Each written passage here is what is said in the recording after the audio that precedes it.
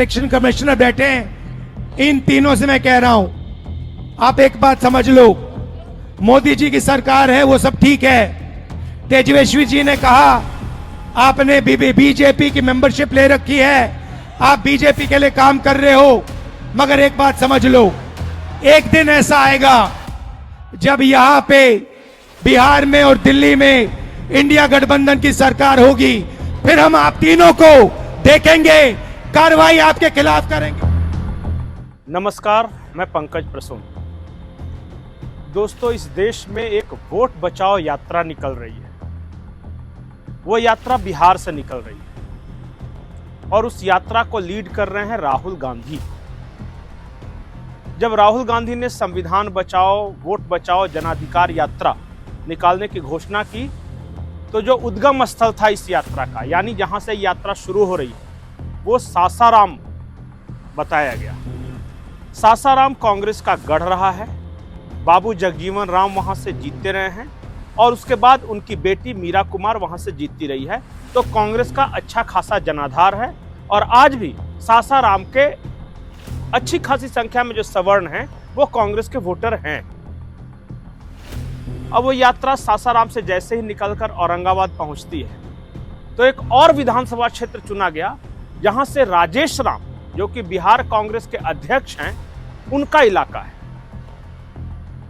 मैं ये इसलिए बता रहा हूं कि बड़ा तरीके से इस यात्रा का जो रूट निकाला गया है वो उन रास्तों से होकर निकाला गया है कि जहां कांग्रेस का मजबूत गढ़ है या कांग्रेस के सहयोगी जो हैं वहां वो मजबूत हैं, या फिर जहां मुसलमानों की आबादी अच्छी है।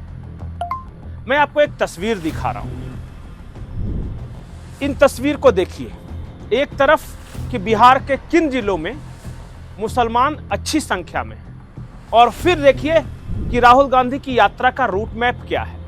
जब आप दोनों ध्यान से देखिएगा तो आप स्पष्ट तौर पे ये देख पाएंगे कि जहां जहां मुसलमान ज्यादा हैं वहां से राहुल गांधी गुजरेंगे ताकि अच्छी भीड़ हो और अच्छा प्रतिसाद मिल सके। लेकिन कहते हैं ना कि दिमाग लगाना अलग बात है और जमीनी हकीकत अलग बात। राहुल गांधी की यात्रा औरंगाबाद के देव पहुंची। देव में एक बहुत बड़ा सूर्य मंदिर है, वहां मेला लगता है। अब आप तस्वीरें देखिए कि उनके जो इस जनाधिकार यात्रा, वोट बचाओ यात्रा में जनसैलाब कितना बड़ा था। राहुल गांधी का काफिला आप देख सकते हैं और उसके साथ आप भीड़ देख सकते हैं। बहुत सारे लोग ये बोलेंगे कि आप गलत जगह का विजुअल दिखा रहे हैं, गलत टाइम का विजुअल दिखा रहे हैं, नहीं तो भीड़ तो बहुत थी। तो अब मैं एक और वीडियो का ऑडियो सहित आपको सुनाता हूं। राहुल गांधी साफ साफ कैमरे में दिख पा रहे हैं और कैमरामैन ये बोल रहा है कि यार जिधर भीड़ होता है उधर तुम गाड़ी मोड़ देते हो। सो ऐसे में विजुअल बढ़िया नहीं बन पाता। सुनिए पहले उस वीडियो को। तो भीड़ को रुको, जहाँ भीड़ होती है वहीं रखा के बढ़वा देते हैं यार, शॉर्ट ही नहीं बन पाएगा यार।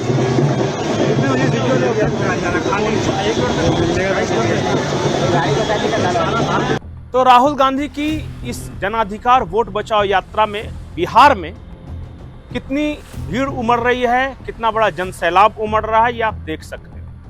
ये वो इलाके हैं जहां पिछले विधानसभा चुनाव में एनडीए का प्रदर्शन बहुत खराब रहा था। ये वो इलाके हैं जहां मुसलमानों की बहुत अच्छी खासी आबादी है। इसके बाद ये गया जाएंगे और गया के बाद तो खैर वो मुस्लिम एरिया या मुस्लिम गढ़ जिसको बोला जाता है उधर वो इंटर कर जाएंगे। तो कांग्रेस को उम्मीद थी कि चलो हिंदू तो हमें वोट देते नहीं, वो हमारा समर्थन करते नहीं, कुछ सवर्ण हिंदू हैं जो पुराने कांग्रेसी हैं वो, और नहीं तो मुसलमान तो हमारा करेंगे ही करेंगे। अब लेकिन इस वोट बचाओ यात्रा में एक नया एंगल जुड़ गया है। आपको पता है कन्हैया कुमार बहुत प्रतिभाशाली नेता हैं, वो बिहार के ही हैं। अब कन्हैया कुमार का कहना है कि इस वोट चोरी के जरिए संविधान चोरी की जा रही है, यानी वो जनता को बता रहे हैं कि भारत का संविधान अब चोरी हो गया। अब चोरी हो गया भारत का संविधान, चुराया किसने ये मैं आप पे छोड़ता हूं। लेकिन कन्हैया कुमार का वो बयान सुन लीजिए कि कैसे आम लोगों को, जो निर्दोष लोग हैं, जो भोले भाले हैं, उनको कैसे बरगलाया जाता है और कैसे भरमाया जाता है। कन्हैया कुमार। SIR से जुड़ा हुआ कुछ महत्वपूर्ण तथ्य हम आपके सामने रखना चाहते हैं। अव्वल तो भाजपा वोट चोरी करके संविधान चुराना चाहती है। अब आप कहेंगे कि कोई संविधान कैसे चुरा सकता है। आपको याद हो कि पिछले आम चुनाव में भाजपा का नारा था अब की बार 400 पार।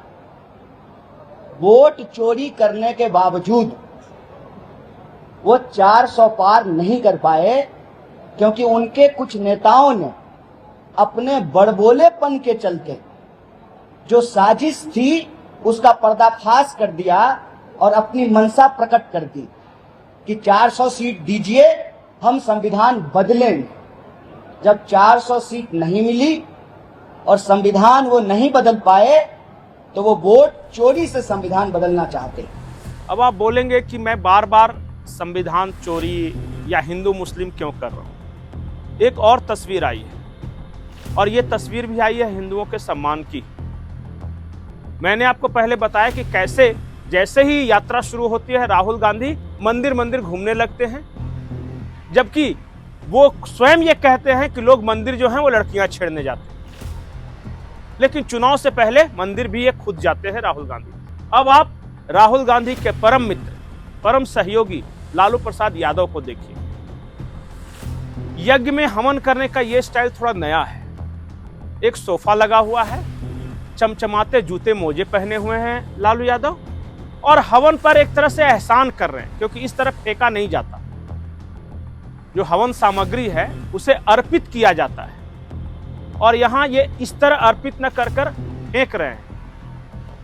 अब भगवान भी सोच रहे होंगे कि ऐसा हवन करने वाला भक्त मुझे पहली बार मिला है। जो भी आप में से हिंदू धर्म के बारे में जरा भी जानता है, जरा भी पहचानता है, वो बताए कि क्या इस तरह हवन किया जाता है और ये क्या हवन का अपमान नहीं है। इसलिए मैं बोल रहा था कि क्यों बड़ा केयरफुली मुस्लिम बहुल इलाके से उस यात्रा को प्लान किया गया है।